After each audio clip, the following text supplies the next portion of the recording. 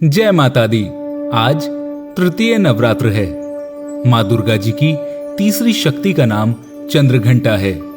नवरात्रि उपासना में तीसरे दिन इन्हीं के विग्रह का पूजन आराधन किया जाता है।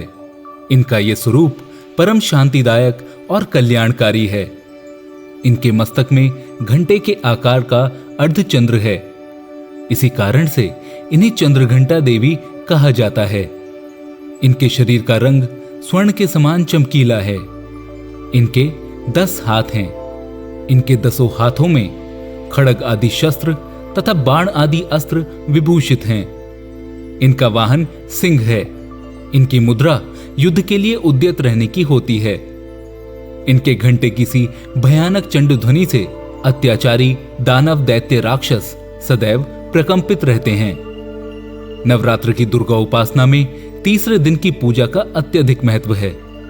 इस दिन साधक का मन मणिपुर चक्र में प्रविष्ट होता है। मां चंद्रघंटा की कृपा से उसे अलौकिक वस्तुओं के दर्शन होते हैं, दिव्य सुगंधियों का अनुभव होता है तथा विविध प्रकार की दिव्य ध्वनियां सुनाई देती हैं। ये क्षण साधक के लिए अत्यंत सावधान रहने के होते हैं। मां चंद्रघंटा की कृपा से साधक के समस्त पाप और बाधाएं विनष्ट हो जाती हैं। इनकी आराधना सदैव फलदायी है। इनकी मुद्रा सदा युद्ध के लिए अभिमुख रहने की होती है, अतः भक्तों के कष्ट का निवारण ये अत्यंत शीघ्र कर देती हैं। इनका वाहन सिंह है, अतः इनका उपासक सिंह की तरह पराक्रमी और निर्भय हो जाता है।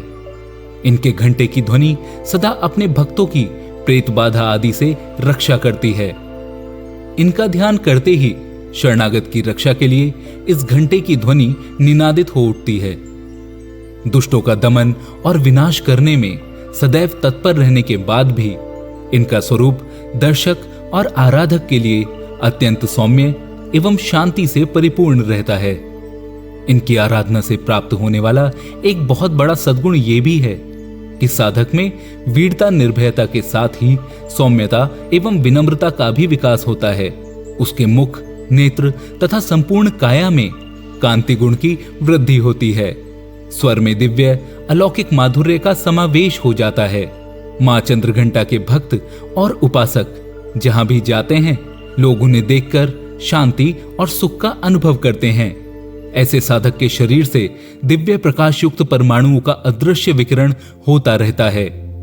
ये दिव्य क्रिया साधारण नेत्रों से दिखाई नहीं देती, किंतु साधक और उसके संपर्क में आने वाले लोग इस बात का अनुभव भली भांति करते हैं।